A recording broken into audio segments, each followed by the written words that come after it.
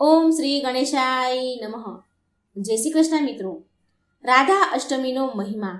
આજે આપણે રાધા અષ્ટમીના દિવસે રાધાજીના જન્મદિવસના દિવસે એમના જન્મની કથા પણ સાંભળીશું અને એમના વ્રતનો મહિમા કેટલો છે એ પણ તમને હું સંભળાવીશ.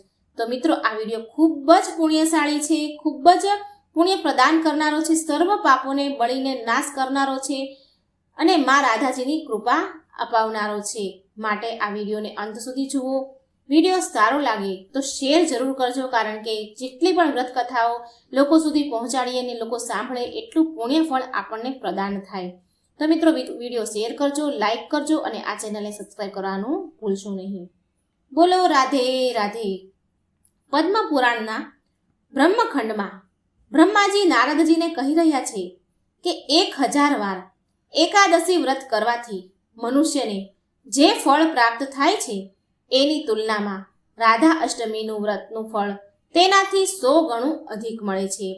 આગળ બ્રહ્માજી કહે છે કે ગંગા આદિ તીર્થોમાં સ્નાન કરવાથી જે ફળની પ્રાપ્તિ થાય છે એ જ ફળની પ્રાપ્તિ ભગવાન શ્રી કૃષ્ણની પ્રાણપ્રિયા રાધાજીના અષ્ટમીનું વ્રત કરવાથી મળે છે. રાધાજીનો મહિમા, વ્રતનો મહિમા અનેક શાસ્ત્રોમાં વર્ણન કરવામાં આવ્યો છે. માટે રાધા અષ્ટમીનું વ્રત કોઈ સાધારણ નથી. શ્રી ચૈતન્ય ચરિતામૃતની આદિ લીલા ભાગ 1માં આવે છે કે રાધા પૂર્ણ શક્તિ છે અને શ્રી કૃષ્ણ પૂર્ણ શક્તિમાન છે. શાસ્ત્રો અનુસાર એ બંનેમાં કોઈ ભેદ નથી. જે પ્રકારે કસ્તુરીથી એની ગંધ અને અગ્નિથી તાપને અલગ નથી કરી શકાતા, એવી જ રીતે રાધા અને કૃષ્ણને અલગ નથી કરી શકાતા. આ બંને એક જ સ્વરૂપ છે. માત્ર ને માત્ર લીલા કરવા માટે તેમણે બે રૂપ ધારણ કર્યા છે. શ્રીમતી રાધા વિના કૃષ્ણ ભક્તિ અને કૃષ્ણ સેવા કરવી એ અસંભવ છે. જ્યારે પણ કોઈ ભક્ત ભગવાન શ્રી કૃષ્ણ પાસે જઈને પ્રાર્થના કરે છે તો શ્રીમતી રાધા રાણી તેમની પ્રાર્થના ભગવાન સુધી પહોંચાડે છે. શ્રીમતી રાધાજીનું સ્થાન સર્વોપરી છે. શ્રી રાધાજીના જન્મનો આવિર્ભાવ એટલે કે અષ્ટમીની તિથિ જોકે આવે છે ભાદરવા માસની સુદ પક્ષની આઠમના દિવસે. તો હવે આપણે સાંભળીએ રાધાજીનો જન્મ કેવી રીતે થયો હતો. તો એમના જન્મની લીલા આપણે સાંભળીશું. પ્રેમથી બોલો રાધે રાધે. શ્રાવણ માસની કૃષ્ણ પક્ષની તિથિના દિવસે ભગવાન શ્રી કૃષ્ણએ અવતાર લીધો હતો. પણ ભગવાન શ્રી કૃષ્ણ તેમની શક્તિ રાધાજી વિના આ ધરતી પર લીલા કરી શકતા ન હતા અને ના તો એમના અવતાર લેવાનો ઉદ્દેશ પૂરો કરી શકતા હતા. માટે જ્યારે દ્વાપર યુગના અંતમાં બધા જ દેવતાઓએ ગૌલોક ધામમાં જઈને શ્રી કૃષ્ણને ધરતી પર અવતાર લેવાની પ્રાર્થના કરી તો શ્રી કૃષ્ણએ શ્રી રાધા રાણીને ધરતી ઉપર અવતાર લેવા માટે કહ્યું. પછી રાધાજી કહે છે કે જ્યાં વૃંદાવન નથી, જ્યાં ગોવર્ધન નથી, જ્યાં યમુના નથી, હું ત્યાં અવતાર નથી લેતી. આમ રાધાજીના કહેવાથી શ્રી કૃષ્ણએ ગૌલોક ધામ એટલે કે ગૌલોક વૃંદાવનનું એક રૂપ પૃથ્વી ઉપર સ્થાપિત કર્યું, જેને આજે આપણે વ્રજધામ વૃંદાવનના નામથી જાણીએ છીએ. હવે આવો શ્રી રાધાજીના અવતારની વાર્તા. હવે આવ્યો શ્રી રાધાજીના અવતાર લેવાનો સમય અને કારણ. તો એકવાર ગૌલોક ધામમાં રાધા રાણીને ક્યાંય શ્રી કૃષ્ણ દેખાયા નહીં.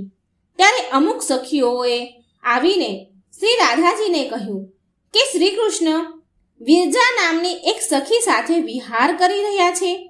આ વિરજા સખી પણ બીજી કોઈ નહીં પણ ધરતી પર અવતાર લેનારા સાક્ષાત યમુના દેવી હતા. યમુના સખીને ગૌલોકમાં બિરજા સખીના નામથી ઓળખતા હતા. શ્રી રાધાને બિરજા અને શ્રી કૃષ્ણને એક સાથે હોવાની ખબર પડી તો શ્રી રાધાજીએ તેમની દિવ્ય પાલખીમાં બેસીને એમની સખીઓ સાથે એ જ સ્થાન પર ગયા જ્યાં બિરજા સખી અને શ્રી કૃષ્ણ પ્રેમ વિહાર કરી રહ્યા હતા. ત્યારે શ્રી કૃષ્ણને બિરજા સખીની સાથે જોઈને રાધાજીએ કૃષ્ણ પર ક્રોધ કરવાની લીલા કરી. આ કારણથી ગૌલોક ધામમાં શ્રી કૃષ્ણની સેવા કરવા વાળા એમના શ્રી દામા નામના એક દાસને રાધાજી ઉપર ક્રોધ આવી ગયો અને શ્રી દામા જે દાસ હતા એમણે ક્રોધમાં રાધાજીને પૃથ્વી પર જન્મ લેવાનો શ્રાપ આપ્યો. બદલામાં રાધાજીએ પણ શ્રી દામાને એક અસુર એટલે કે રાક્ષસના રૂપમાં જન્મ લેવાનો શ્રાપ આપ્યો. ગૌલોકનો આ શ્રી દામા દાસ આગળ જઈને શંખચૂડ નામના રાક્ષસ બન્યો, જે એક મોટો વિષ્ણુ ભક્ત હતો. શ્રી દામાને આટલા ક્રોધમાં જોઈને શ્રી કૃષ્ણ સાથે ઉભેલા બિરજા સખી એક નદીના રૂપમાં ગૌલોક ધામથી વહી ગયા અને આ જ બિરજા સખી પૃથ્વી પર વૃંદાવન ધામમાં યમુના નદી બનીને આવ્યા. એમની વિરજા સખી એટલે કે યમુનાને ધરતી ઉપર મોકલવા માટે જ શ્રી રાધાજીએ આ ક્રોધની પૂરી લીલા રચી હતી. કેમ કે રાધાજીને ક્યારેય ક્રોધ નથી આવતો, કેમ કે રાધાજી તો પરમ કૃપાળુ કરુણામય છે. એમણે આવું એટલા માટે કર્યું હતું કે બધા જ દેવતાઓ અને શ્રી કૃષ્ણએ ધરતી ઉપર અવતાર લેવાનું કહ્યું, માટે રાધાજીએ ચોખ્ખું જ કહી દીધું હતું કે જ્યાં ગોવર્ધન, વૃંદાવન અને મારી યમુના નહીં હોય ત્યાં હું અવતાર નહીં લઉં. માટે તેમની લીલા કરવા પહેલા, અવતાર લેતા પહેલા ધરતી પર વૃંદાવન, ગોવર્ધન અને યમુના દેવીને સ્થાપિત કરી દીધા. અને હવે આવ્યું સાક્ષાત રાધાજીનો પૃથ્વી પર અવતાર લેવાનો સમય. રાધાજીના માતા પિતાનું નામ શ્રી વૃષભાનુ અને કીર્તિ દેવી હતું. શ્રી વૃષભાનુ સાક્ષાત સૂર્યદેવના અવતાર માનવામાં આવે છે અને વૃષભાનુજીના પરિવારનો સંબંધ ત્રેતા યુગના રઘુવંશ સાથે જોડાયેલો છે. એ જ રઘુવંશ, એ જ સૂર્યવંશ જેમાં ત્રેતા યુગમાં મર્યાદા પુરુષોત્તમ રામ ભગવાન શ્રી રામચંદ્રએ અવતાર લીધો હતો. શ્રી રાધાજી શ્રી વૃષભાનુજી અને માતા કીર્તિ દેવીના પુત્રી કેમ બન્યા, આની પાછળ પણ એક મોટું રહસ્ય છે. વૃષભાનુજીનું આગળના જન્મમાં સુચંદ્ર રાખવામાં આવ્યું હતું નામ. એ આગળના જન્મમાં સુચંદ્ર નામના વ્યક્તિ હતા. તેમના વિવાહ દક્ષ પ્રજાપતિની પૌત્રી કલાવતી સાથે થયા હતા. લાંબા સમય સુધી વિવાહિક સંબંધ બાદ પણ તેમને સુરચંદ્રને પારિવારિક જીવનથી તંગ આવી ગયા હતા અને ઋષિ અગસ્ત્યના આશ્રમમાં ચાલ્યા ગયા. જ્યારે કલાવતી તેના પતિ દ્વારા ત્યાગી દેવામાં આવ્યા તો આના કારણે તે રડવા લાગ્યા. તો બ્રહ્માજીએ એની સામે પ્રગટ થયા અને એમણે વરદાન આપ્યું કે એ આગલા જન્મમાં તેના પતિ સાથે ફરી જન્મ લેશે અને તેમને બંનેને આશીર્વાદ સ્વરૂપ દીકરીના રૂપમાં સાક્ષાત અલૌકિક પ્રકૃતિ માં લક્ષ્મી દેવી જન્મ લેશે. આ જ કલાવતીએ દ્વાપર યુગમાં શ્રી રાધાજીની માતા કીર્તિ દેવીના રૂપમાં જન્મ લીધો અને તેમના પતિ સુચંદ્ર વૃષભાનુ બન્યા. આ ગૌલોકની શ્રી રાધાજી જ છે જે વૈકુંઠ ધામમાં વિષ્ણુ ભગવાન સાથે મહાલક્ષ્મી બનીને વાસ કરે છે. અને એક અન્ય કથા અનુસાર સૂર્યદેવે કરોડો વર્ષ સુધી કઠોર તપસ્યા કરી હતી જેથી કે શ્રી રાધાજીના એકવાર દર્શન કરી શકે. જ્યારે રાધાજી સૂર્યદેવની આ તપસ્યાથી ખુશ થયા તો તેમને દર્શન આપે છે. તો સૂર્યદેવ રાધાજી પાસે વરદાન માંગે છે કે તમે મારી પુત્રી બનો. શ્રી રાધાજી સૂર્યદેવને આ વરદાન આપે છે અને પછી આ જ સૂર્યદેવ પહેલા જન્મમાં રાજા સુચંદ્ર અને દ્વાપર યુગમાં વૃષભાનુ બને છે, બનીને પૃથ્વી પર જન્મ લે છે. અને તેમનું આપેલું વરદાન આપવા માટે રાધાજી વૃષભાનુજીના ઘરે અવતાર લીધો. શ્રી રાધાજી પહેલા વૃષભાનુજી અને કીર્તિ માતાને કોઈ સંતાન ન હતું. ત્યારે ભાદરવો માસ શુક્લ પક્ષની અષ્ટમી તિથિના દિવસે એક સવારે વૃષભાનુજી બરસાનાથી થોડે દૂર રાવલ ગામમાં યમુના નદીમાં પ્રાતઃકાળે સ્નાન કરવા ગયા હતા. ત્યારે એમને 1000 પાંખડીવાળું વિશાળ આકારનું ચમકતું એક દિવ્ય અને સુંદર કમળ પાણીમાં વહેતું એમની તરફ આવી રહ્યું છે એમ દેખાયું. વૃષભાનુજીએ જોયું કે એ કમળના પુષ્પ ઉપર એક અત્યંત સુંદર અને દિવ્ય નવજાત કન્યા છે જે સાક્ષાત અનંત કોટી બ્રહ્માંડોની માતા શ્રી રાધા રાણી હતા. વૃષભાનુજીના આનંદની તો કોઈ સીમા ન રહી. એ પરમ આનંદમાં ડૂબી ગયા. સાક્ષાત ભગવાન શ્રી કૃષ્ણની શક્તિ રાધા રાણી એમની સામે પ્રગટ થયા હતા. તેમણે રાધાના રૂપમાં મળેલું આ બાળકને ઈશ્વરનો આશીર્વાદ સમજીને તેમની ભીના પલળેલા કમળ સાથે પુત્રીના રૂપમાં સ્વીકાર કર્યો અને શ્રી વૃષભાનુજી રાધાજીને એમની સાથે બરસાના લઈ આવ્યા. આમ રાધાજી રાવલ ગામમાં જન્મ્યા, અવતાર લીધો અને બરસાના ધામમાં આવ્યા. એટલે રાધાજીનું અસલ જન્મ સ્થળ રાવલ ગામ છે, જ્યાં આજે પણ રાધા રાણીનો બાળ સ્વરૂપના દિવ્ય દર્શન પ્રાપ્ત થાય છે. શ્રી રાધાજીના જન્મની એક બીજી કથા પણ છે કે રાધાજીના જન્મ પહેલા એમની માતા એટલે કે કીર્તિ મૈયા ગર્ભવતી હતા, પણ યોગ માયા દેવીના લીલાના કારણે તેમના પેટમાં માત્ર વાયુ એટલે કે હવા હતી. અને જ્યારે પ્રસવનો સમય આવ્યો તો સમય આવ્યા પર કીર્તિમાની પાસે શ્રી રાધા સ્વયં પ્રગટ થઈ ગયા હતા. આવું એટલા માટે મિત્રો, કેમ કે ઈશ્વર ક્યારેય કોઈના પેટથી જન્મ નથી લેતા. ના શ્રી કૃષ્ણએ આવી રીતે જન્મ લીધો હતો કે ના રાધાજીએ.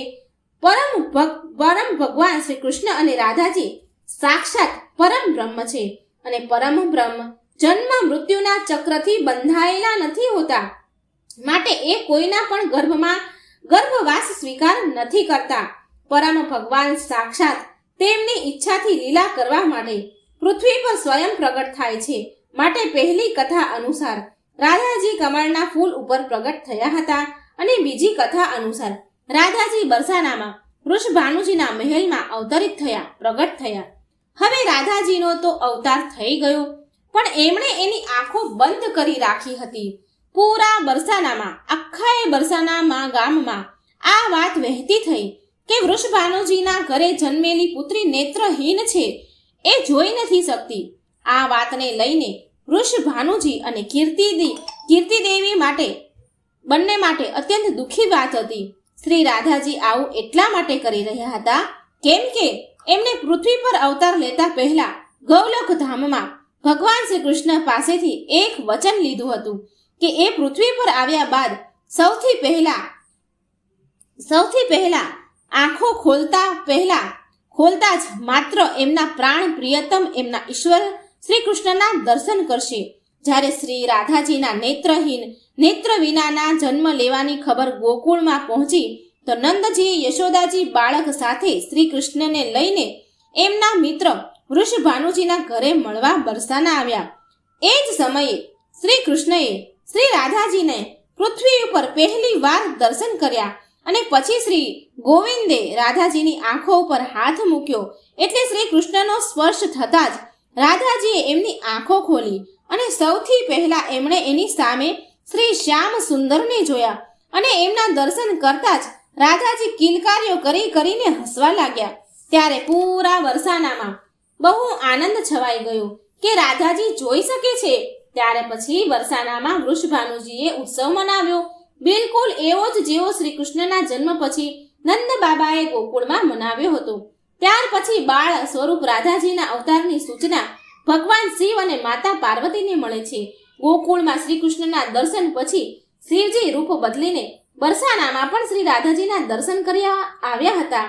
તો નારદજી મુનિ પણ શ્રી રાધાજીના દર્શન કરવાની ઈચ્છાથી એમને શોધતા બરસાના મહેલ સુધી આવી ગયા. ત્યાં શ્રી રાધાજીએ નારદજીને એમની 8 સખીઓ સાથે તેમની સૌથી દુર્લભ કિશોરી રૂપ દિવ્ય દર્શન આપ્યા. આ હતી શ્રી રાધાજીના જન્મની કથા. તો મિત્રો, તમને આ રાધાજીના જન્મની વાર્તા કેવી લાગી?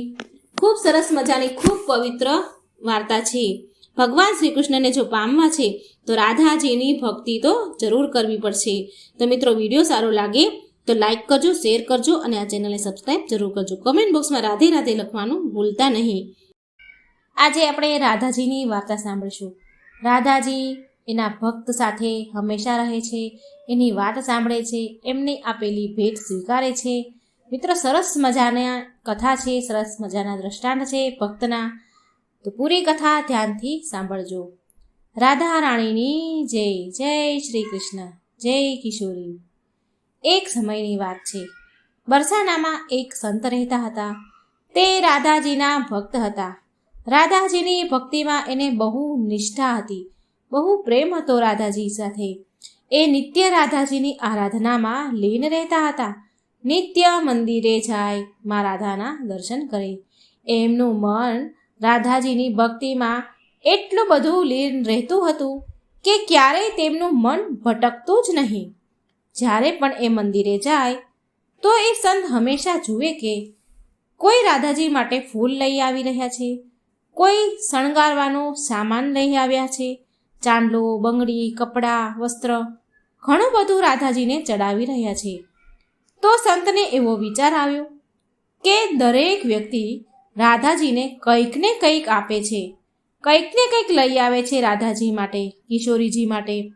પરંતુ હું તો કેવો અનુયાયી છું, કેવો ભક્ત છું કે જ્યાં અત્યાર સુધી મેં તો રાધાજીને ક્યારેય કંઈ અર્પણ કર્યું જ નથી. કોઈ દિવસ મેં રાધાજીને કંઈ જ ચડાવ્યું નથી. આમ વિચાર કર્યો. આ વિચાર એમના મનમાં બેસી ગયો. તેમણે વિચાર્યું કે હું રાધાજી માટે વસ્ત્ર એટલે કે કપડાં એમને અર્પણ કરીશ. એમની માટે સરસ મજાના ચણિયાચોળી કપડાં ભેટ કરીશ. અને આવી રીતે સંતે વિચાર કર્યો. ચણિયાચોળીનું કાપડ લાવ્યા અને સંતે એ ચણિયાચોળી તૈયાર કરવા લાગ્યા. જાતે સીવવા લાગ્યા. દિવસ રાત એ ચણિયાચોળી સીવતા હતા. અંદર બહુ જ આભલા, કાચ, મોતી બધું જ એની અંદર લગાવીને શણગારી રહ્યા હતા. ચણિયાચોળી બનતા બનતા એ સંતને 1 મહિનો લાગ્યો.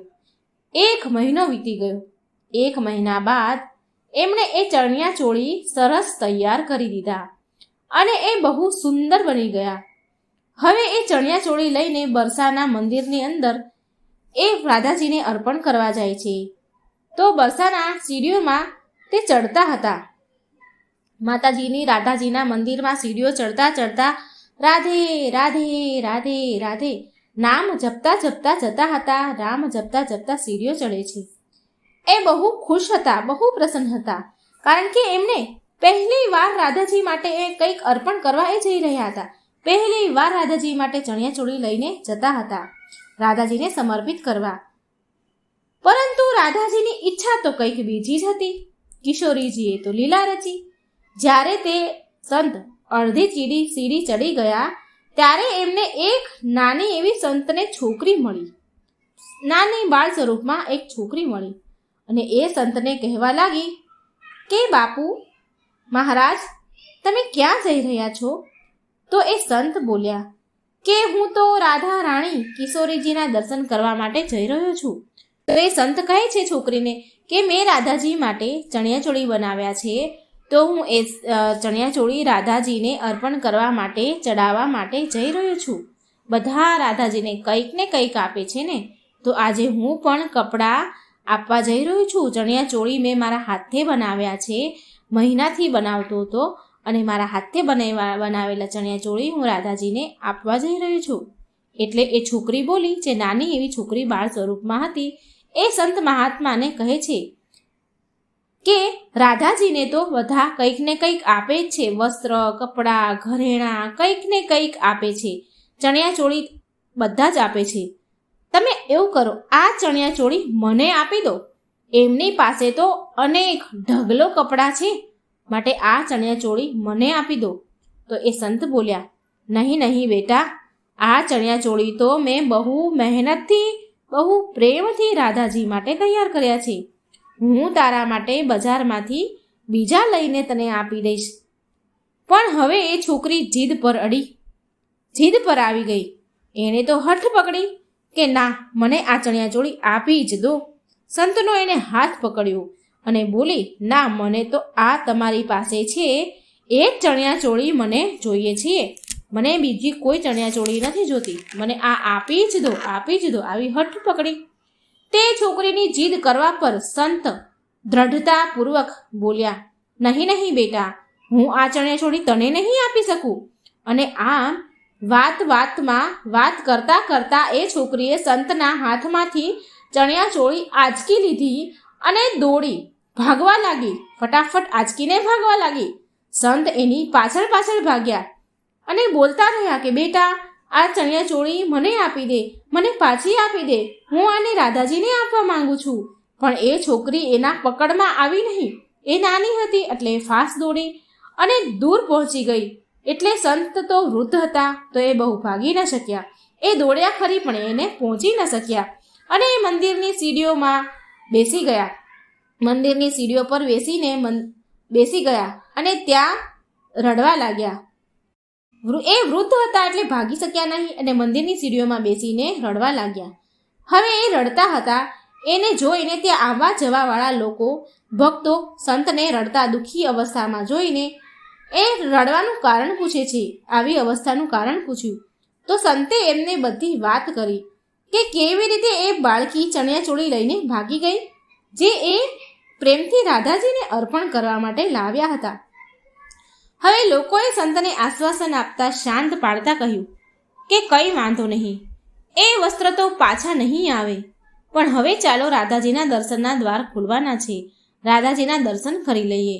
એટલે સંત મંદિર તરફ ગયા અને મનમાં વિચારતા હતા કે મેં તો એવું શું અપરાધ કર્યો હે કિશોરીજી, હે રાધાજી, તમે ન ઈચ્છતા હતા કે હું તમને ચણિયાચોળી અર્પણ કરું. લાગે છે કદાચ હું પાપી છું. તમારી ઈચ્છા નહીં હોય મારા હાથની બનાવેલી ચણિયાચોળી પહેરવાનું, નહીં તો તમે આવું કેમ કરો? તમારી ઈચ્છા જ નહીં હોય, હું નક્કી પાપી છું. આમ વિચાર કરતા હતા. વિચારમાં ડૂબેલા મંદિરમાં જતા હતા, પણ હજી દર્શનના કપાટ ખુલ્યા ન હતા. એ મંદિરની બહાર ઊભા હતા, દર્શનની વાટ જોઈ રહ્યા હતા કે દ્વાર ખુલે અને રાધાજીના દર્શન થાય. વાટ જોઈને ઊભા ત્યારે મંદિરના પટ થોડી વારમાં ખુલ્યા. જે તેની આંખોની સામે દ્રશ્ય હતું એ જોઈને તેમની આંખોમાં આંસુ આવી ગયા. રાધાજીની મૂર્તિમાં એ ચણિયાચોળી પહેરાવેલા હતા, જે ચણિયાચોળી છોકરી સંતના હાથમાંથી લઈને ભાગી ગઈ હતી. આ જોઈને એમની આંખો તો નમ થઈ ગઈ, એમની આંખોમાં આંસુ વહેવા લાગ્યા અને સંત બોલ્યા, હે રાધા રાણી, મેં આ ચણિયાચોળી તો તમારા માટે જ બનાવ્યા હતા. શું તમે એટલી વાટ ન જોઈ શક્યા કે તમે આ મારા હાથમાંથી ચૂંટવીને આંચકીને લઈ ગયા? ત્યારે સંતને એક દિવ્ય અવાજ સંભળાયો કે હે સંત મહારાજ, હે બાબા, તમે આટલા પ્રેમથી, મહેનતથી, આટલા ભાવથી આ ચણિયાચોળી બનાવી છે. આ માત્ર વસ્ત્ર નથી, આમાં તમારો પ્રેમ છે, ભાવ છે, અને પ્રેમને પામવા માટે તો દોડવું જ પડે. બાબા, તમારા આ પ્રેમને મેળવવા માટે મારાથી રહેવાયું નહીં, મારામાં એટલી ધીરજ રખાઈ નહીં, હું એટલી ધીરજ રાખી ન શકી, માટે હું દોડીને તમારી પાસે આવી અને આ ચણિયાચોળી, આ વસ્ત્ર હું લઈ ગઈ. આ સાંભળીને સંત રાધાજીના ચરણોમાં પડી ગયા અને બોલ્યા, હે કિશોરીજી, તમે મારા જીવનને સાર્થક કરી દીધું. હવે મારી કોઈ બીજી ઈચ્છા નથી. બોલો રાધા રાણીની જય, કૃષ્ણ મુરારીની જય. આ વાર્તામાં મિત્રો આપણે એ શીખીએ, એ જાણવા મળે છે કે આ સાચા મનથી, સાચા ભાવથી જો આપણને ભગવાનને કોઈ પણ વસ્તુ અર્પણ કરીએ છીએ તો ભગવાન એનો સ્વીકાર જરૂર કરે છે. વસ્તુની કિંમત નથી જોતા પ્રભુ, મનનો ભાવ જોવે છે. સસ્તી મોંઘી નથી જોતા. હવે આપણે રાધાજીની આવી જ બીજી વાર્તા સાંભળીએ કે એક બીજી માતા રાધાજીની વાર્તા છે, ભક્તિની કથા છે. રાધાજીના જન્મસ્થાન બરસાનામાં એક ધર્મનિષ્ઠ સમૃદ્ધ શેઠ રહેતા હતા. રામમોહન એનું નામ હતું. તેમના પરિવારમાં એમને 4 દીકરા અને 4 વહુઓ હતી. ઘણા સમય પહેલાં જ તેમની પત્ની મૃત્યુ પામી હતી. બહુ સમય થઈ ગયેલો હતો. શેઠજી પાસે ધન સંપત્તિ તો અપાર હતી, કોઈ કમી ન હતી ધનની. જો કમી હોય ને તો એ શેઠને એક દીકરીની હતી. એમનું એને દુઃખ હતું. 4 દીકરા તો હતા પણ દીકરી ન હતી, માટે એમને એ વાતનું દુઃખ હતું. એકવાર એક સંત મહારાજ તે શેઠ રામમોહનને ત્યાં ભોજન કરવા આવ્યા. તે શેઠે એ સંતને એના મનની વાત કહી. શેઠ કહે છે કે મહારાજ, આટલી બધી ધન સંપત્તિ છે, 4 દીકરા છે, વહુ છે, બધું જ સારું છે, પણ છતાં પણ હું સુખી નથી. મારા આત્માને શાંતિ નથી. મને એક દીકરી નથી, એ માટે હું દુઃખી છું. મને પુત્રીની ઈચ્છા હંમેશા સતાવ્યા કરે છે. તો એ સંત શું બોલ્યા ખબર છે મિત્રો? તો એ સંત બોલ્યા કે જીવનમાં જે પણ વસ્તુનો અભાવ હોય તો એનું સ્થાન ભગવાનના ભાવથી, ભક્તિથી ભરી દેવું જોઈએ. તે શેઠને કહે છે કે તારે દીકરી નથી તો શું થઈ ગયું? તું રાધા રાણીને તારી દીકરી માની લે. પછી સંત શેઠને એક રાધાજીનો ફોટો આપે છે. સંતની વાત હવે શેઠ રામમોહનના મનમાં દિલમાં બેસી ગઈ.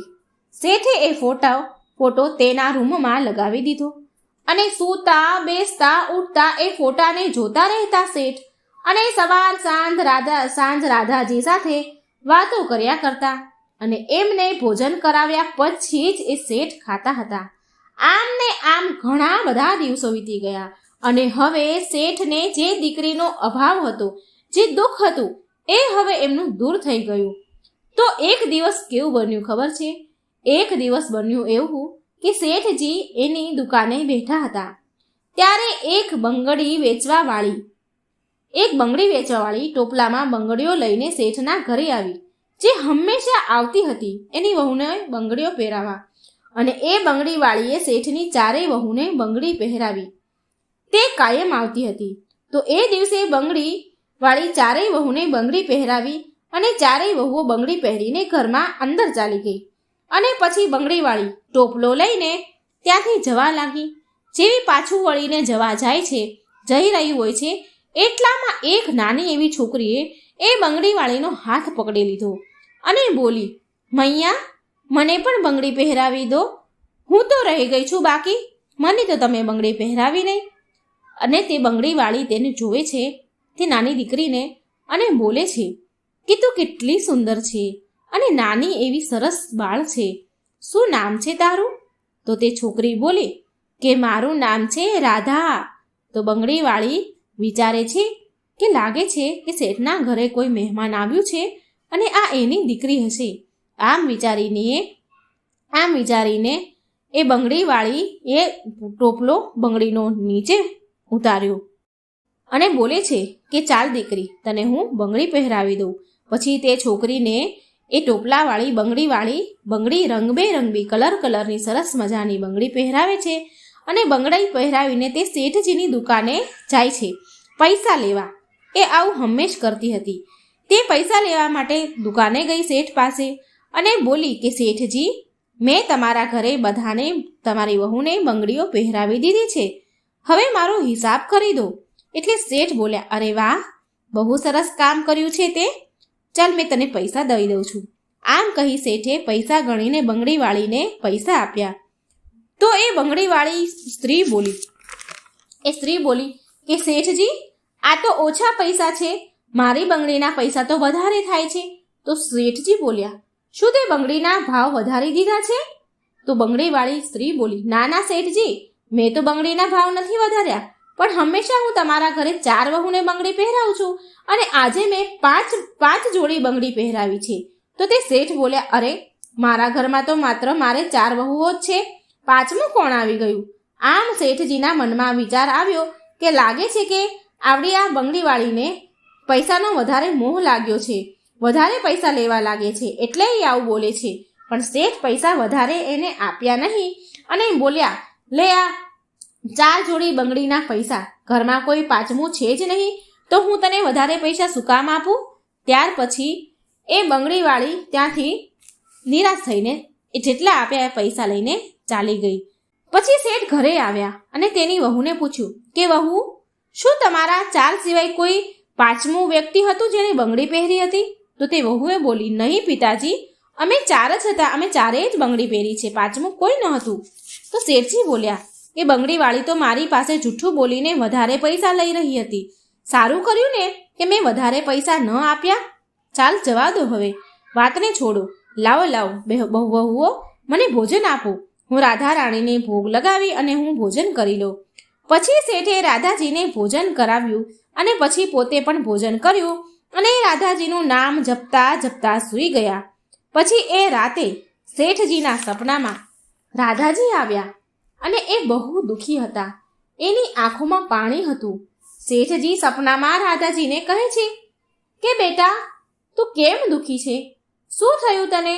તો રાધાજી કહે છે, પિતાજી, આજે ઘરે જ્યારે બંગડી પહેરાવા આવી હતી તો મેં પણ એની સાથે એની જોડે બંગડી પહેરી હતી, એને પણ મને બંગડી પહેરાવી હતી. તમે 4 વહુની બંગડીના મૂલ્ય તો એને ચૂકવી દીધું, પણ તમારી દીકરી રાધાને ભૂલી ગયા તમે? હું પણ તમારા ઘરમાં જ રહું છું ને, પિતાજી, તમે જ કહો છો ને કે હું તમારી દીકરી છું, તો પછી તમે મારી બંગડીનું મૂલ્ય કેમ ન ચૂકવ્યું? રાધાજીની વાત સાંભળીને શેઠજી તો સપનામાં રડવા લાગ્યા. સૂતા સૂતા નીંદરમાં જ આંખમાંથી આંસુ તો દડ દડ દડ વહેતા હતા શેઠજીને. બીજા દિવસે સવારે શેઠજી ઉઠ્યા. એને બધું સપનાની વાત યાદ હતી. એટલે શેઠજી ઉઠ્યા અને એ બંગડીવાળીને ઘરે ગયા અને બોલ્યા કે હે બંગડીવાળી સ્ત્રી બહેન, તારા ભાગ્ય તો સંત મહાત્મા કરતાં પણ વધારે સારા છે, વધારે મોટા છે. મેં શ્રી રાધા રાણીને મારી દીકરી માની છે, પણ હજી સુધી તેને મેં મારી આંખોથી નથી જોઈ. તારા ભાગ્યશાળી હાથોએ તેને તે બંગડી પહેરાવી. આટલું બોલીને શેઠજી તો ગદગદ થઈને બોલ્યા અને રડવા લાગ્યા. દડ દડ શેઠજીની આંખોમાંથી આંસુ વહેતા હતા. આટલું બોલીને શેઠજી ખૂબ રડ્યા અને કહે છે કે તે મારી દીકરી રાધાને બંગડી પહેરાવી છે. તું જે મૂલ્ય માંગીશ એ હું તને આપવા તૈયાર છું. આ સાંભળીને બંગડીવાળી હતી જે સ્ત્રી, એના આંખમાંથી પણ દડ દડ આહુડા વહેવા લાગ્યા. એ પણ ખૂબ ભાવુક થઈ ગઈ. એને પણ એવો અહેસાસ થયો કે મેં રાધાજીને બંગડી પહેરાવી છે. તે પોતાને બહુ ભાગ્યશાળી મહેસૂસ કરવા લાગી. તેને સ્વયં રાધાજીને બંગડી પહેરાવાનું સૌભાગ્ય પ્રાપ્ત કર્યું. તો મિત્રો, આ છે આપણા રાધાજી, ભક્તો ઉપર પ્રેમ ભાવ રાખવાવાળા. સાચા મનથી જો યાદ કરો તો ભગવાન જરૂર આવે છે. એ આ વાર્તામાંથી આપણને શીખ મળે છે. બસ આપણી ભક્તિ અને આપણો ભાવ સાચો હોવો જોઈએ, કપટ ન હોવું જોઈએ. તો મિત્રો, જો વાર્તા સારી લાગે તો વિડીયો લાઈક કરજો, શેર કરજો અને આ ચેનલને સબસ્ક્રાઈબ જરૂર કરજો. જય શ્રી કૃષ્ણ. અસલમાં કોણ હતું લક્ષ્મીજીનો અવતાર? રાધાજી હતા કે રૂક્ષ્મણીજી હતા? જો રૂક્ષ્મણીજી લક્ષ્મીજીનો અવતાર છે તો રાધાજી કોણ છે? એ કોનો અવતાર છે? અને એના જન્મને લઈને જે રહસ્ય છે, કેવી રીતે, ક્યાં જન્મ થયો, એ બધું જ આ વિડીયોમાં હું કહેવા જઈ રહી છું. તો મારો વિડીયો અંત સુધી તમે જરૂર સાંભળજો, મારી નમ્ર વિનંતી છે. મોટા ભાગના લોકો નહીં જાણતા હોય કે લક્ષ્મીજીનો અવતાર રાધાજી છે કે રૂક્ષ્મણીજી.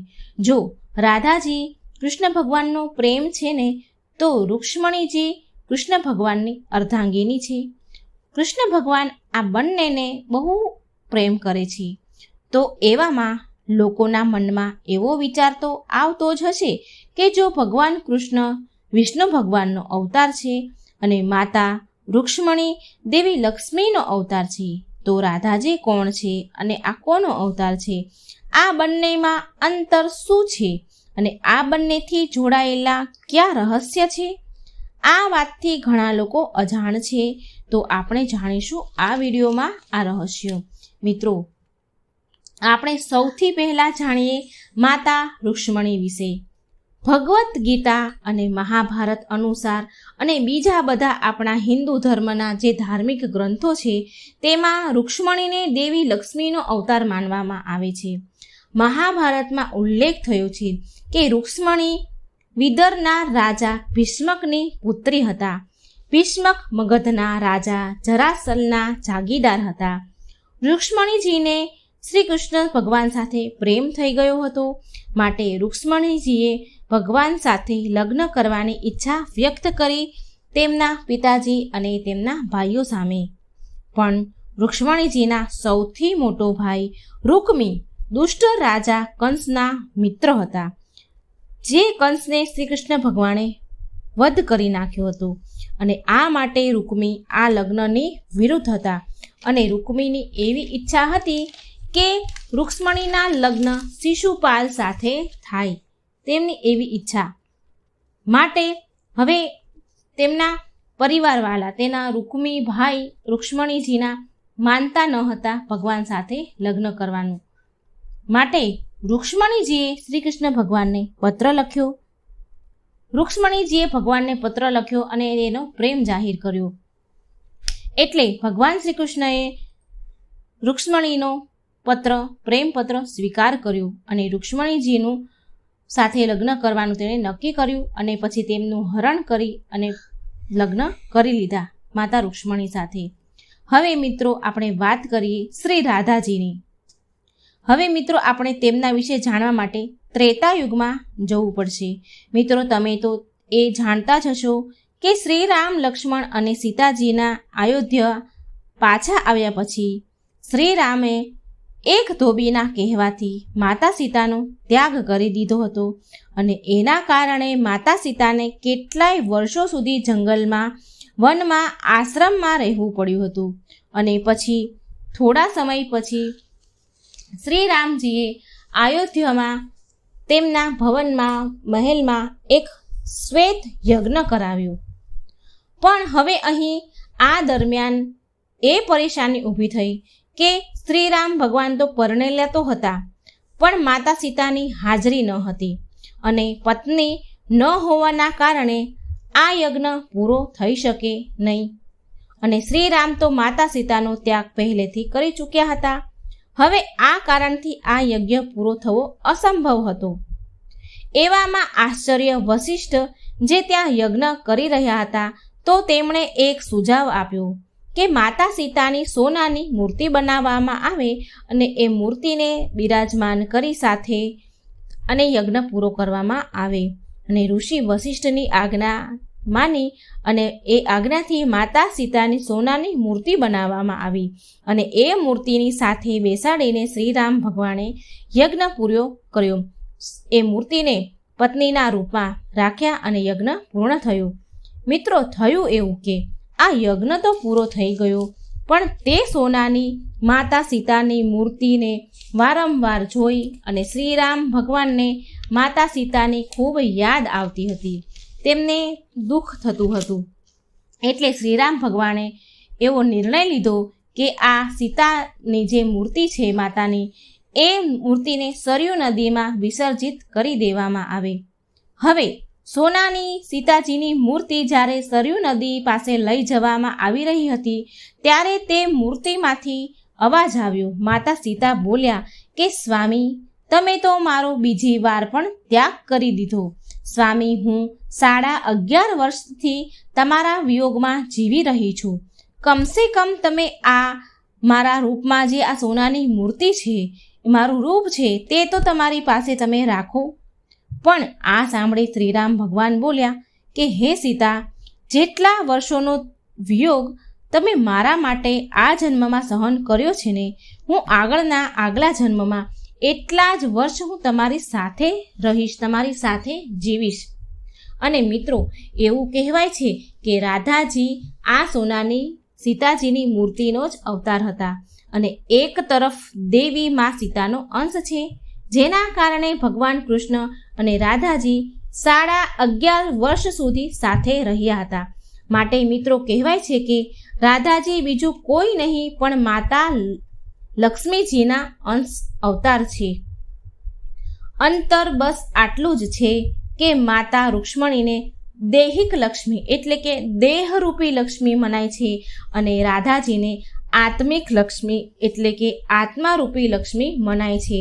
તમે જોયું હશે કે રૂક્ષ્મણીજી દેહ સ્વરૂપે શ્રી કૃષ્ણ ભગવાન સાથે રહે છે, તો રાધાજી તેમના આત્મામાં વસે છે. માટે રાધાજીને આત્મીય લક્ષ્મી કહેવામાં આવ્યા છે અને રૂક્ષ્મણીજીને દૈહિક લક્ષ્મી કહેવામાં આવ્યા છે. હવે આપણે એ જાણીએ કે કોની સાથે થયા હતા શ્રી કૃષ્ણ ભગવાનના લગ્ન. સ્વાભાવિક રીતે મિત્રો, બધા જ લોકો એ જાણે છે કે શ્રી કૃષ્ણ ભગવાનના લગ્ન રૂક્ષ્મણી સાથે થયા હતા. શ્રી કૃષ્ણ ભગવાનની પત્ની રૂક્ષ્મણી છે. રાધાજી તો શ્રી કૃષ્ણ ભગવાનના સખી અને તેનો પ્રેમ છે, એ જ નામે ઓળખીએ છીએ. અને લોકો એવું પણ માને છે કે રાધાજીના લગ્ન શ્રી કૃષ્ણ ભગવાન સાથે નથી થયા. પણ તમને જાણીને આશ્ચર્ય થશે કે રાધાજી અને શ્રી કૃષ્ણ ભગવાનના લગ્ન અનાદિ સમયથી જ થઈ ગયા છે. અને જોઈએ આપણે દ્વાપર યુગની જ વાત કરીએ તો આ યુગમાં પણ રાધાજી અને શ્રી કૃષ્ણના ભગવાનના લગ્ન થયા હતા. વજ્ર 84 કોષમાં ભંડારી વન ભગવાનના લગ્ન મંડપ છે. મથુરા નગરીથી થોડે દૂર ભંડારી વન આવેલું છે. ત્યાં ભગવાનનો લગ્ન મંડપ આજે પણ મોજૂદ છે. અહીં રાધાજી અને કૃષ્ણ ભગવાનના લગ્ન બાળ અવસ્થામાં થયા હતા. નારદજીએ કન્યાદાન કર્યું હતું અને બ્રહ્માજીએ ગુપ્ત મંત્રો ઉચ્ચારણ કર્યા હતા. અને આ વાતનો ઉલ્લેખ ગર્ગ સંહિતામાં મળી આવે છે. આ ગર્ગ સંહિતામાં કહેવામાં આવે છે કે આ બ્રહ્માજીએ રાધા કૃષ્ણના લગ્ન રચ્યા હતા. આજે પણ લોકો રૂક્ષ્મણીજીને કૃષ્ણ ભગવાનની પત્ની માને છે. હવે જાણીએ કે રાધાજી અને રૂક્ષ્મણીજીનો જન્મ કેવી રીતે થયો હતો. મિત્રો, એક રહસ્ય રાધા રાણીના જન્મથી જોડાયેલું છે. હા, બધા એ વાત તો જાણે છે કે રૂક્ષ્મણીજી રાજા ભીષ્મકની પત્ની છે અને રૂક્મણીએ સાધારણ મનુષ્યની જેમ તેમની માતાના ગર્ભથી જન્મ લીધો હતો. પણ મિત્રો, રાધાજી ભગવાન શ્રી કૃષ્ણની જેમ અનાદિ અને અજન્મી છે, એટલે તેમનો જન્મ માતાના ગર્ભમાંથી નથી થયો. બ્રહ્મ વૈવર્ત પુરાણ અનુસાર શ્રી કૃષ્ણ ભગવાનના ડાબા અંગથી એક સુંદર કન્યા પ્રગટ થયા અને પ્રગટ થતાં જ તે કન્યા ભગવાનના ચરણોમાં ફૂલ અર્પણ કરવા લાગ્યા. ફૂલ અર્પણ કર્યા પછી શ્રી કૃષ્ણ સાથે વાતો કરતા કરતા તે કન્યા તેમની સાથે સિંહાસન પર બેસી ગઈ. આ સ્ત્રી જ રાધાજી છે. અને આગળ ચાલતા રાધાજીને શ્રી કૃષ્ણ ભગવાનની પ્રેમિકા માનવામાં આવ્યું છે. શ્રી કૃષ્ણ ભગવાનનો વિરહ કેમ સહન કરવામાં આવ્યો, તો આપણે એ જાણીએ. મિત્રો, બધા એ તો જાણે છે કે રાધા અને કૃષ્ણ બંનેને વિરહ સહન કરવો પડ્યો હતો. પણ મિત્રો, શું તમે જાણો છો કે રૂક્ષ્મણીજીને પણ વિયોગ સહન કરવો પડ્યો હતો? અને એક કારણ શું હતું? તો આપણે જાણીએ. આ વાત બહુ ઓછા લોકો જાણતા હશે. મિત્રો, રામચરિત માનસમાં બાલકાંડ અનુસાર એકવાર વિષ્ણુ ભગવાને નારદજી સાથે છલ કર્યો હતો. નારદજીએ તેમનું સ્વરૂપ માંગ્યું હતું, પણ વિષ્ણુ ભગવાને છલ કરી અને વાનરનું સ્વરૂપ તેમને આપી દીધું, જેના કારણે તે લક્ષ્મી માના સ્વયંવરમાં હસવાનું પાત્ર બન્યા. તેની ઉપર હસી ઉડી, લોકો એની ઉપર હસ્યા અને તેમના મનમાં લક્ષ્મીજીનું બીજું રૂપ વિશ્વમોહિની સાથે લગ્ન કરવાની ઈચ્છા નારદજીના મનમાં જ રહી ગઈ. અને એ કારણે નારદજીને બહુ દુઃખ પણ થયું અને બહુ જ ક્રોધ આવ્યો. અને ક્રોધમાં તેમણે વિષ્ણુ ભગવાનને શ્રાપ આપી દીધો કે તેમને પણ પત્નીનો વિયોગ સહન કરવો પડશે. અને મિત્રો, આ એ જ શ્રાપ હતો જેના કારણે રામ અવતારમાં રામ ભગવાનને માતા સીતાનો વિયોગ સહન કરવો પડ્યો હતો અને કૃષ્ણ અવતારમાં શ્રી કૃષ્ણ ભગવાનને રાધાજીનો વિયોગ સહન કરવો પડ્યો હતો. અને બીજી તરફ ઋષિ દુર્વાસાનો પણ શ્રાપ છે. અને આના કારણે ભગવાન શ્રી કૃષ્ણ અને રૂક્ષ્મણીને પણ 12 વર્ષ અલગ રહેવું પડ્યું હતું, દુર્વાસા મુનિના શ્રાપના કારણેથી. આ શ્રાપના આધારે એક કથા, પૌરાણિક કથા છે. શ્રી કૃષ્ણ ભગવાને ઋષિ દુર્વાસાને તેમના મહેલમાં આવવાનું નિમંત્રણ આપ્યું, પણ ઋષિ દુર્વાસાએ એ કહ્યું કે તે ત્યારે જ તેની સાથે જશે જ્યારે તેમના માટે એક અલગ રથની વ્યવસ્થા કરવામાં આવશે.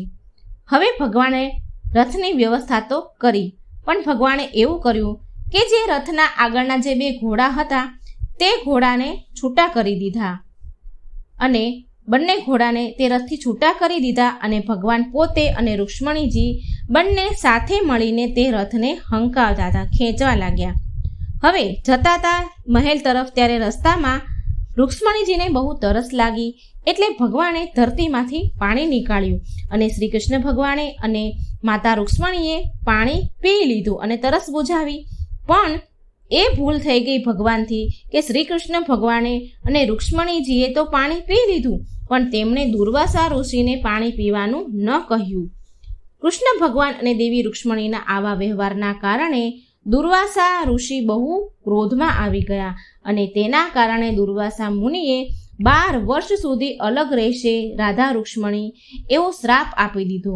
તો મિત્રો, આ હતું રૂક્ષ્મણીજી અને રાધાજીના રહસ્યની વાત, જે ઘણા લોકો આનાથી અજાણ હશે.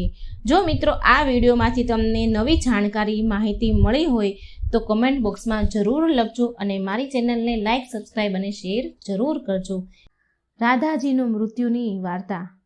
રાધાજીના જીવનકાળ દરમિયાન એ કેવું જીવ્યા, કેવી રીતે જીવ્યા અને એમનું અંત સમયમાં મૃત્યુ કેવી રીતે થયું. તો મિત્રો આ વાર્તા પૂરી સાંભળજો, પૂરા મનથી હૃદયથી સાંભળજો. આપણે રાધાજીનું નામ લઈએ તો કૃષ્ણ ભગવાનનું નામ ન આવે એવું તો બને જ નહીં, કારણ કે રાધા અને કૃષ્ણ હંમેશા એકબીજાની પૂરક રહ્યા છે અને એક આત્મીય પ્રેમની મિસાલ છે જે બધા સુખોથી પણ ઉપર છે. તેમનો પ્રેમ તો અનાદિકાળથી ચાલ્યો આવે છે. પણ જ્યારે દ્વાપર યુગમાં શ્રી નારાયણે શ્રી કૃષ્ણ રૂપમાં અવતાર લીધો ત્યારે તેમણે સંસારને પ્રેમનો સાચો અર્થ સમજાવવા માટે તેનો જ અંશ રાધાને યમુનાના નજીક રાવલ ગામમાં વૃષભાનુ અને કીર્તિદાના ઘરે રાધાજીનો જન્મ થયો હતો. એમના ઘરે રાધાજી અવતર્યા હતા અને જન્મની સાથે જ રાધા અને કૃષ્ણના પ્રેમની કહાની શરૂ થઈ હતી. પણ મિત્રો, એવી તે શું ઘટના હતી, શું પરિસ્થિતિ બની જાય છે કે રાધાને કૃષ્ણના વિરહને સહન કરવો પડે છે અને શ્રી કૃષ્ણ તેની વાલી સૌથી પ્રિય વાંસળીને તોડી નાખે છે? આ બધા સવાલના જવાબ આપણે આ વાર્તામાં સાંભળીશું. મિત્રો, એવું કહેવાય છે કે રાધા જન્મથી જ આંધળા હતા અને સ્વર્ગ લોકથી જ રાધાજી વચન લઈને પૃથ્વીલોક પર આવ્યા હતા. એવું વચન લઈને આવ્યા હતા કે જ્યારે તેની પહેલી નજર શ્રી કૃષ્ણ ભગવાન પર પડશે, જ્યારે પહેલી વાર એ ભગવાન શ્રી કૃષ્ણને જોશે, ત્યારે જ આ સંપૂર્ણ સંસારને જોશે, નહીં તો આંખો ક્યારેય ખોલશે નહીં. તો શરૂઆતથી જ રાધા અને કૃષ્ણ એક સાથે જોડાયેલા રહ્યા છે. બાળપણમાંથી જ કૃષ્ણ ભગવાન તેમની લીલાઓ અને મીઠી મધુર વાંસળીના સૂરથી પૂરા બરસાના વાસીઓના લોકોનું મન મોહિત કરતા રહ્યા હતા. અને રાધા અને કૃષ્ણ 8 વર્ષની ઉંમરમાંથી જ તેમના પ્રેમનો આનંદ લેવા લાગ્યા હતા. ભગવાન શ્રી કૃષ્ણ અને રાધાજી 8 વર્ષની ઉંમરમાંથી જ આ પ્રેમનો આનંદ લે છે. શ્રી કૃષ્ણને તેના જીવનમાં રાધા અને વાંસળી આ બે સૌથી વધારે પ્રિય હતા અને જે આપસમાં એકબીજા સાથે ઊંડાણથી જોડાયેલા હતા. જ્યારે પણ શ્રી કૃષ્ણ વાંસળી વગાડતા ત્યારે રાધાજી દોડીને ભગવાન પાસે આવી જતા હતા અને રાધાજી અને કૃષ્ણ ભગવાન બંને કલાકો સુધી વાંસળીની ધૂનમાં ખોવાઈ જતા હતા. વાંસળીની ધૂન તેના પ્રેમને વધારે ને વધારે, વાંસળીના ધૂનથી તેમનો પ્રેમ વધારે ને વધારે વધતો જ ગયો. યમુનાના કિનારે બેસીને કલાકો સુધી સમય વિતાવતા હતા રાધે કૃષ્ણ. પણ તેમનો આ સુખભર્યો સમય માત્ર થોડા વર્ષોનો જ હતો, કારણ કે જ્યારે કૃષ્ણ ભગવાનના મામા કંસને ખબર પડી કે શ્રી કૃષ્ણ વૃંદાવનમાં છે તો તેણે તરત જ કૃષ્ણને યુદ્ધ માટે નિમંત્રણ મોકલાવી દીધું, જેના લીધે શ્રી કૃષ્ણ ભગવાનને યશોદા માં પૂરા ગામનો સાથ છોડીને અને રાધાજીને પણ છોડીને જવાનું થયું. કંસના નિમંત્રણના કારણે ભગવાન શ્રી કૃષ્ણ યશોદાજીને, એમની પ્યારી રાધા રાણીને અને પૂરા ગામને ગોપીઓને છોડીને ચાલ્યા જાય છે. આ વાત કૃષ્ણ અને રાધાને બંનેને ખબર હતી કે કૃષ્ણ હવે વૃંદાવન પાછા ફરી ક્યારેય નહીં આવે અને બહુ સમય સુધી તે એકબીજાને મળી પણ નહીં શકે. માટે મથુરા જતા પહેલા રાધાજીએ કૃષ્ણ ભગવાન પાસેથી 2 વચન લીધા હતા. એમાં પહેલું વચન હતું કે રાધાના હૃદયમાં હંમેશા કૃષ્ણનો વાસ રહેશે, કાનાનો વાસ રહેશે. અને બીજું વચન એ અનુસાર હતું કે મૃત્યુના પહેલા તેમણે કાનાના દર્શન થશે. રાધાજીએ ભગવાન કૃષ્ણ પાસે આ 2 વચન માંગ્યા હતા કે એ હંમેશા રાધાના હૃદયમાં વાસ કરશે. અને બીજું વચન હતું કે એ મૃત્યુ સમયે અંતમાં શ્રી કૃષ્ણના દર્શન કરશે.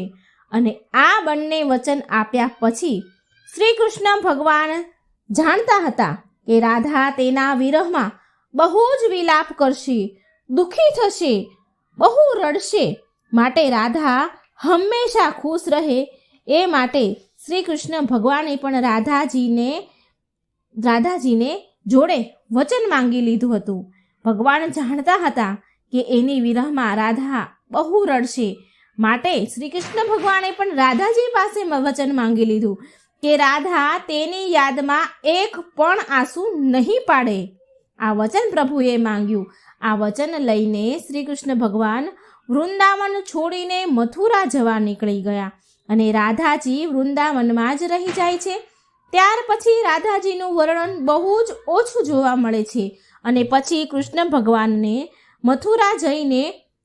શ્રી કૃષ્ણ ભગવાન મથુરા જઈને મામા કંસનો વધ કરે છે અને તેમના માતા પિતા દેવકીમાં અને વાસુદેવને મુક્ત કરે છે. અને પછી શ્રી કૃષ્ણ ભગવાને પ્રજાની રક્ષા માટે મથુરાથી આગળ વધીને દ્વારકા નગરીની સ્થાપના કરી અને ત્યારથી તેમને દ્વારકાધીશ પણ કહેવાયા.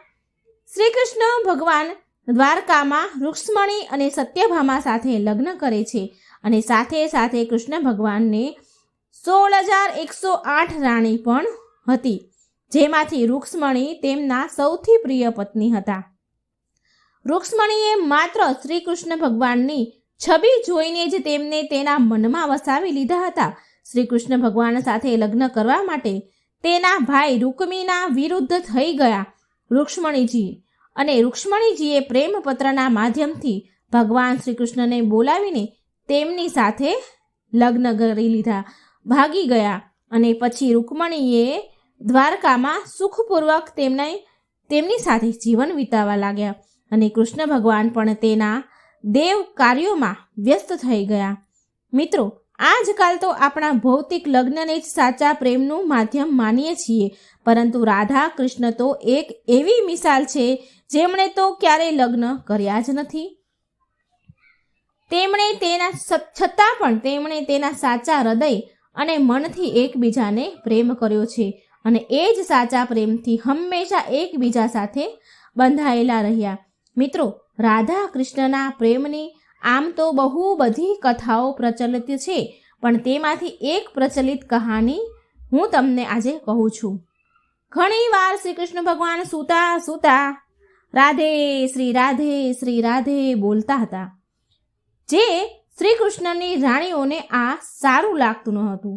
રાધાજીનું નામ લે એટલે એ લોકોને દુઃખ થતું હતું કે ગમતું ન હતું.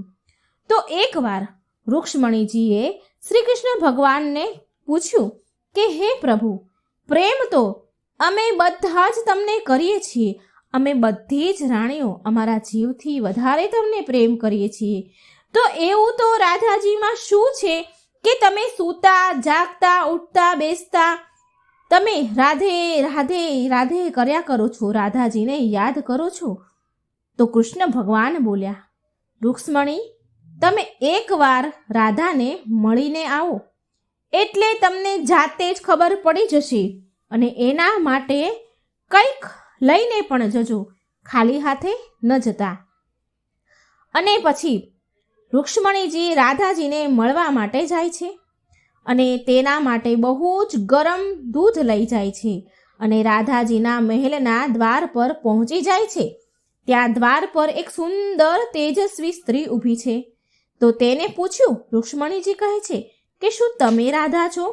તો તે સ્ત્રી જે દ્વાર પર હતી તે રૂક્ષ્મણીને કહે છે કે ના, હું રાધા નથી, હું તેની સેવિકા છું. રાધાજી તો 7 દરવાજાની અંદર તમને મળશે. અને રૂક્ષ્મણીજી પછી 1 2 એમ કરીને એક પછી એક કરીને 7 દરવાજા પાર કરીને રાધાજી પાસે જાય છે. મિત્રો, જ્યારે તે રાધા રાણીના કક્ષમાં પહોંચે છે તો તેને ખબર પડે છે કે રાધાજી કેટલીય રાતોથી શ્રી કૃષ્ણના નામનો જાપ કરીને જાગતા હતા અને હમણાં જ થોડી જ વાર પહેલાં તેમને નિંદર આવી છે, તે સૂતા છે. રૂક્ષ્મણીજીને આવી જાણ થઈ અને રૂક્ષ્મણી તેની સહેલીને કહે છે કે મને શ્રી કૃષ્ણએ રાધાજીને મળવા માટે કહ્યું છે, માટે હું રાધાજીને મળવા આવી છું.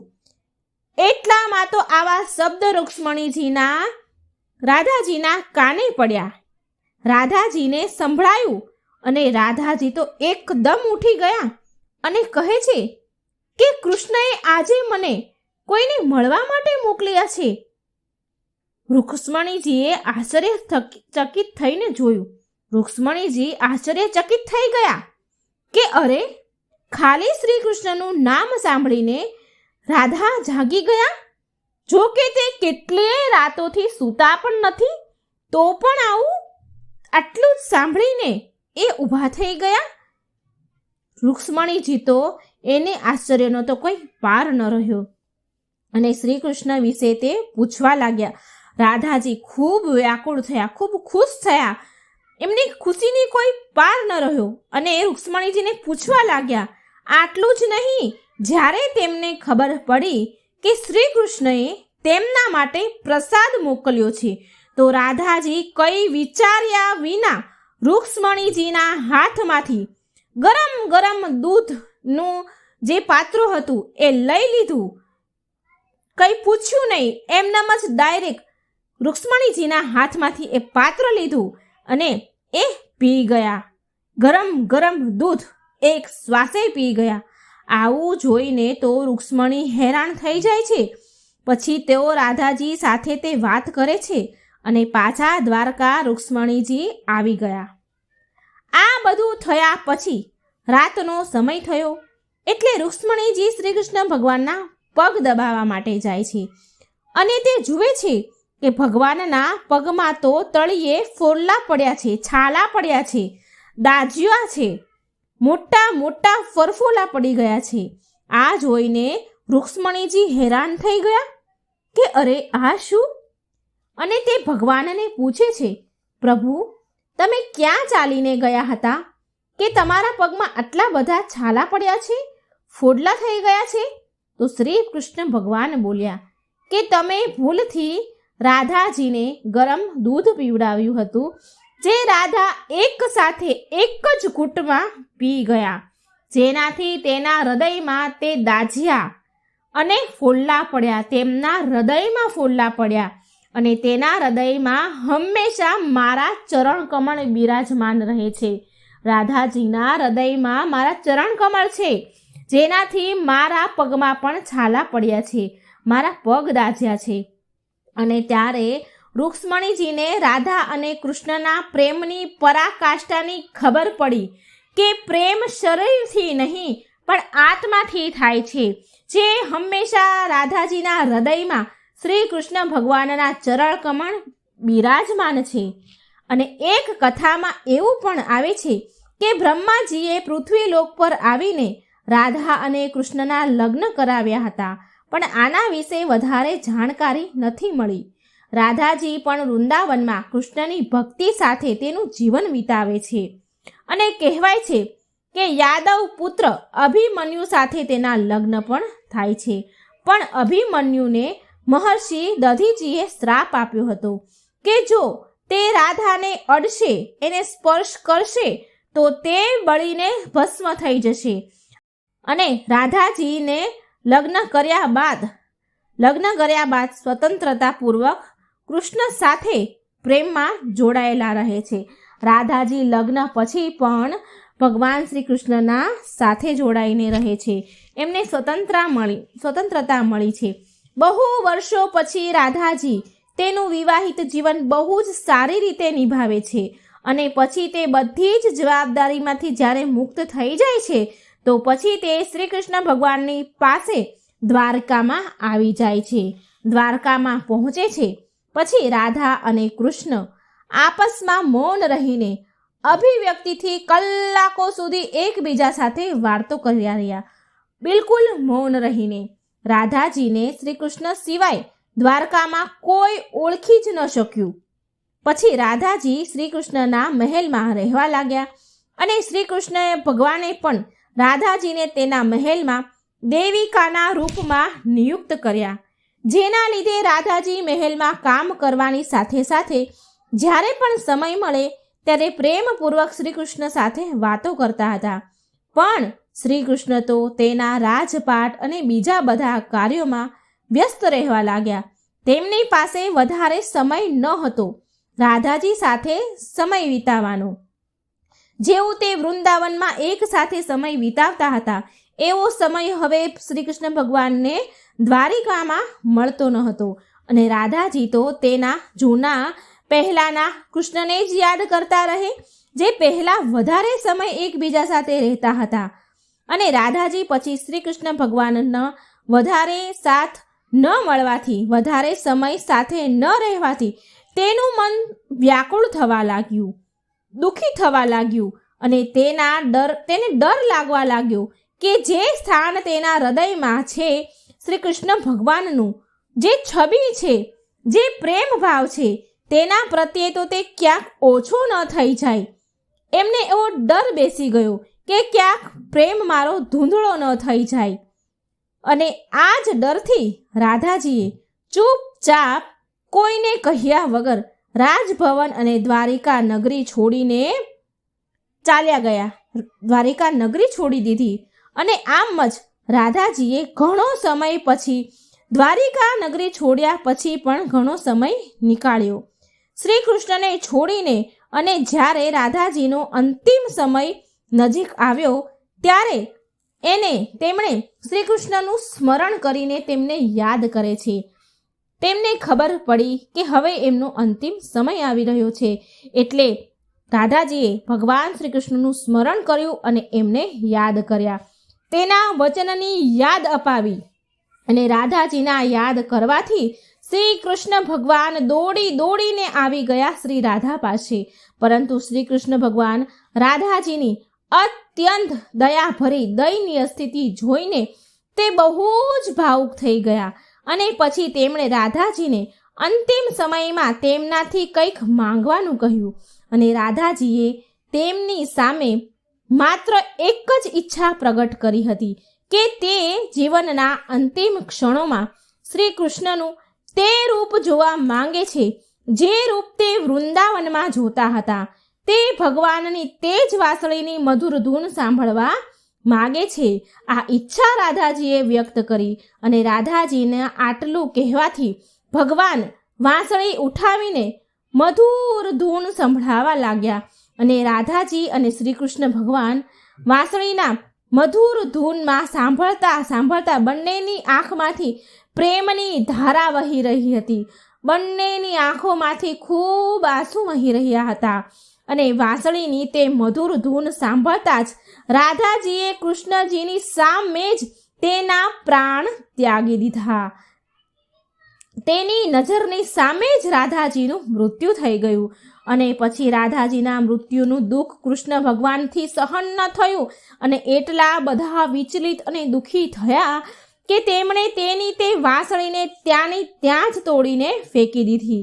અને આમ રાધાજીના મૃત્યુ પછી શ્રી કૃષ્ણ ભગવાને હંમેશા માટે વાંસળીનો ત્યાગ કરી દીધો હતો, વાંસળીને છોડી દીધી હતી. વાંસળી અને રાધાજીનો એક અદ્ભુત સંબંધ હતો કાના સાથે. અને માટે જ રાધાજીના મૃત્યુ પછી વાંસળી તો શું, કોઈ પણ વાદ્ય યંત્ર ને હાથમાં પણ શ્રી કૃષ્ણ ભગવાને નથી લીધું. મિત્રો, રાધા કૃષ્ણની પ્રેમ કહાની માટે કહેવાય છે કે એક જીવ અને બે શરીર. રાધાને સંગ સ્નેહી, જેના શરીર માત્ર અલગ હતા પણ તેમની આત્મા તો એક જ હતી. તો મિત્રો, આ બહુ સરસ હૃદયને સ્પર્શી જાય એવી રાધાજીના મૃત્યુની કહાની હતી. જો મિત્રો સારી લાગે તો મારી આ વાર્તાને લાઈક કરજો, શેર કરજો. મારી ચેનલમાં નવા હોય તો સબસ્ક્રાઈબ જરૂર કરજો. જય શ્રી કૃષ્ણ. રાધે રાધે.